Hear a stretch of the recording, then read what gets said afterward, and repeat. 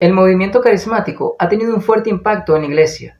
Estas corrientes carismáticas viven anhelando el bautismo de fuego, basándose en lo narrado en el libro de los Hechos capítulo 2, donde ocurrió el derramamiento del Espíritu Santo en el día de Pentecostés. Bien, leamos Hechos capítulo 2, versículos 3 y 4. Y se les aparecieron lenguas repartidas, como de fuego, asentándose sobre cada uno de ellos. Y fueron todos llenos del Espíritu Santo, y comenzaron a hablar en otras lenguas, según el Espíritu les daba que hablasen. Este movimiento sostiene que lo que ocurrió en el día de Pentecostés fue el cumplimiento de lo dicho por Juan el Bautista allá en Mateo capítulo 3, específicamente el versículo 11, donde dice: Yo a la verdad os bautizo en agua para arrepentimiento, pero el que viene tras mí, cuyo calzado yo no soy digno de llevar, es más poderoso que yo. Él os bautizará en Espíritu Santo y fuego. Por lo tanto, como allá en Hechos capítulo 2, versículo 3 dice que se les aparecieron lenguas repartidas como de fuego, bueno, pues ellos dicen que eso fue el cumplimiento de esta palabra. Pero si notamos el versículo 3 de Hechos 2, dice que se les aparecieron lenguas repartidas como de fuego, mas no de fuego. Lo que tenemos allí es un símil, una comparación que se usa para ilustrar algo. En cambio, aquí en Mateo capítulo 3, verso 11, dice que Él os bautizará en Espíritu Santo y fuego.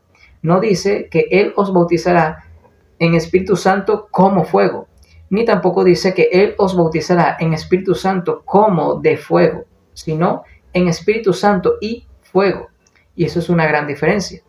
Otro importante detalle es que los que buscan el bautismo de fuego interpretan la frase en Espíritu Santo y fuego como una sola cosa. Pero si analizamos bien el texto, nos damos cuenta de que esto no es cierto, sino que Juan el Bautista está haciendo referencia a dos bautismos diferentes. De hecho, él hace mención de tres bautismos. El versículo 11 comienza diciendo: Yo a la verdad os bautizo en agua para arrepentimiento. Este es el primer bautismo, o este es un tipo de bautismo, el bautismo en agua. Y sigue diciendo Juan: Pero el que viene tras mí, cuyo calzado yo no soy digno de llevar, es más poderoso que yo. Él os bautizará en Espíritu Santo, este es un segundo bautismo, y fuego, este es un tercer bautismo. Por lo tanto, lo que ocurrió en el día de Pentecostés sí fue el bautismo en el Espíritu Santo del que habla Mateo capítulo 3, verso 11, pero no ocurrió el bautismo de fuego. Entonces, ¿qué es el bautismo de fuego? ¿Y por qué no ocurrió en Hechos 2? ¿Y cuándo va a ocurrir este bautismo?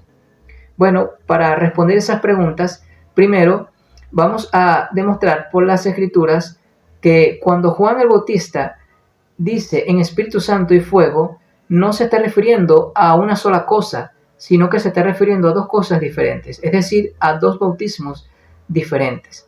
Si observamos el contexto que rodea al versículo 11 de Mateo capítulo 3, nos damos cuenta de que Juan el Bautista se está dirigiendo a un grupo de personas no creyentes. Él se estaba dirigiendo a los fariseos y a los saduceos específicamente. ¿Y cómo sabemos esto? Bueno, si leemos unos versículos antes, en el versículo 7 de Mateo capítulo 3 dice: Al ver él que muchos de los fariseos y de los saduceos venían a su bautismo, les decía: Generación de víboras, ¿quién os enseñó a huir de la ira venidera? Juan el Bautista está dirigiendo una exhortación y en el versículo 10 él les dice a los fariseos y a los saduceos que si no dan buenos frutos serán cortados y echados en el fuego. Ahora leamos el versículo 12.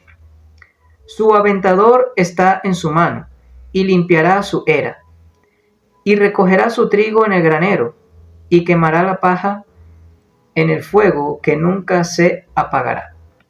La palabra aventador, según el diccionario, dice que era una especie de bieldo en forma de pala dentada que se usaba para arrojar el grano o el trigo al viento después de trillarlo, con lo que el viento arrastraba la paja y el grano, más pesado, caía al suelo.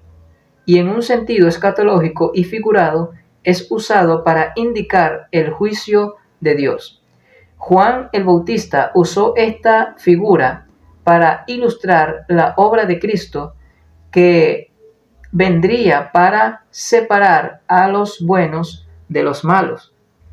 La definición de esta palabra es importante para la correcta interpretación del texto. Entonces, habiendo ya observado el contexto, ahora sí que podemos entender mucho mejor lo que Juan el Bautista está diciendo en el versículo 11. Y si notamos, la palabra fuego se menciona 3 veces en este capítulo 3 de Mateo, de manera en 3 versículos consecutivos, en el versículo 10, en el versículo 11 y en el versículo 12. En 3 versículos consecutivos se menciona la palabra fuego. Y básicamente lo que Juan el Bautista está diciendo es que el fuego del versículo 11 es el mismo fuego del versículo 10 y es el mismo fuego del versículo 12. No es de que el fuego del versículo 10 y el fuego del versículo 12 es un fuego malo y que el fuego del versículo 11 es un fuego bueno. No.